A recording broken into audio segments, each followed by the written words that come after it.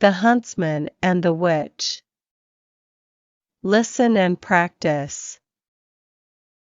As a merry young huntsman was once going briskly along through a wood, there came up a little old woman, and said to him, good day, you seem merry enough, but I am hungry and thirsty, do pray give me something to eat."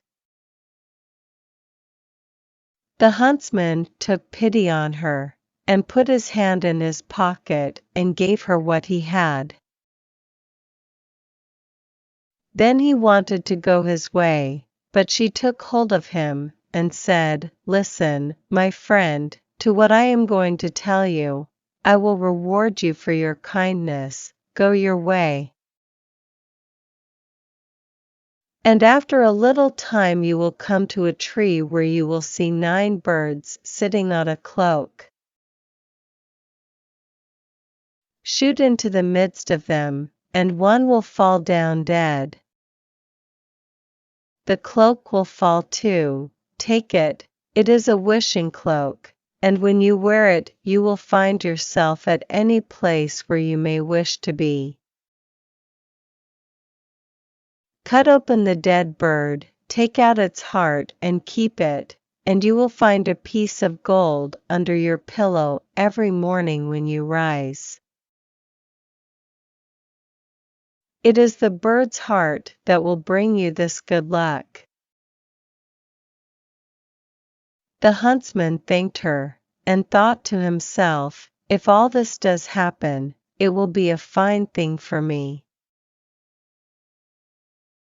When he had gone 100 steps or so, he heard a screaming and chirping in the branches over him, and looked up and saw a flock of birds pulling a cloak with their bills and feet, screaming, fighting, and tugging at each other as if each wished to have it himself.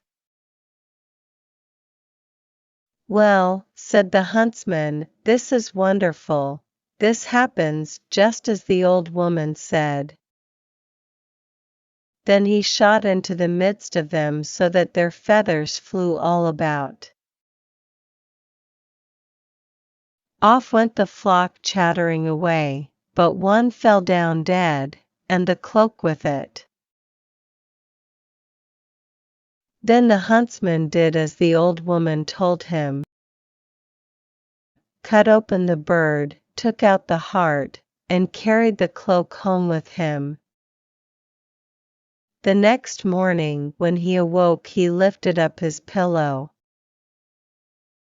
and there lay the piece of gold glittering underneath. The same happened next day, and indeed every day when he arose. He heaped up a great deal of gold, and at last thought to himself, of what use is this gold to me whilst I am at home? I will go out into the world and look about me.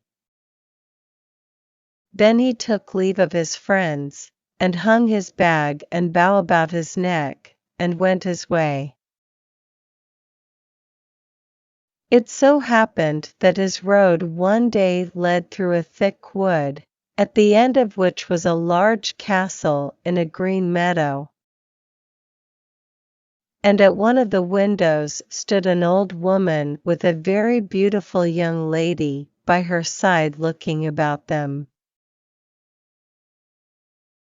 Now the old woman was a witch, and said to the young lady, "There is a young man coming out of the wood who carries a wonderful prize. We must get it away from him, my dear child, for it is more fit for us than for him. He has a bird's heart that brings a piece of gold under his pillow every morning." Meantime the huntsman came nearer and looked at the lady, and said to himself, I have been traveling so long that I should like to go into this castle and rest myself, for I have money enough to pay for anything I want." But the real reason was that he wanted to see more of the beautiful lady. Then he went into the house, and was welcomed kindly, and it was not long before he was so much in love that he thought of nothing else but looking at the lady's eyes, and doing everything that she wished. Then the old woman said, "Now is the time for getting the bird's heart." So the lady stole it away, and he never found any more gold under his pillow, for it lay now under the young lady's, and the old woman took it away every morning. But he was so much in love that he never missed his prize. "Well," said the old witch, "we have got the bird's heart, but not the wishing cloak yet, and that we must also get." "Let us leave him that," said the young lady, "he has already lost his wealth." Then the witch was very angry, and said, "Such a cloak is a very rare and wonderful thing, and I must and will have it." So she did as the old woman told her, and set herself at the window, and looked about the country and seemed very sorrowful. Then the huntsman said, "What makes you so sad?"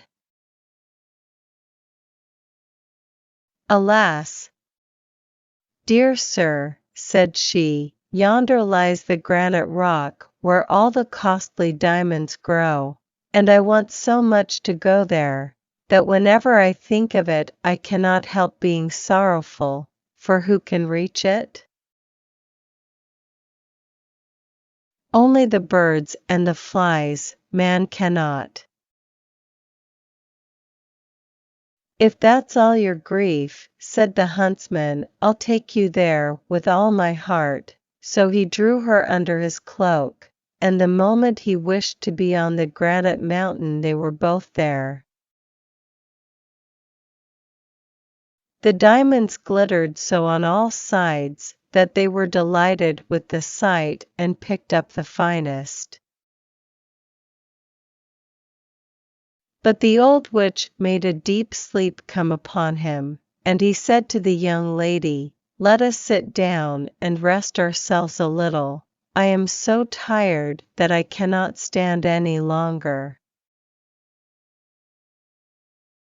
So they sat down, and he laid his head in her lap and fell asleep, and whilst he was sleeping on she took the cloak from his shoulders, hung it on her own, picked up the diamonds,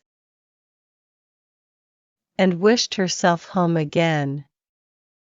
When he awoke and found that his lady had tricked him, and left him alone on the wild rock, he said, "Alas, what roguery there is in the world," and there he sat in great grief and fear, not knowing what to do. Now this rock belonged to fierce giants who lived upon it, and as he saw 3 of them striding about, he thought to himself, "I can only save myself by feigning to be asleep." So he laid himself down as if he were in a sound sleep. When the giants came up to him, the first pushed him with his foot, and said, "What worm is this that lies here curled up? Tread upon him and kill him," said the second. "It's not worth the trouble," said the third, "let him live, he'll go climbing higher up the mountain, and some cloud will come rolling and carry him away. And they passed on.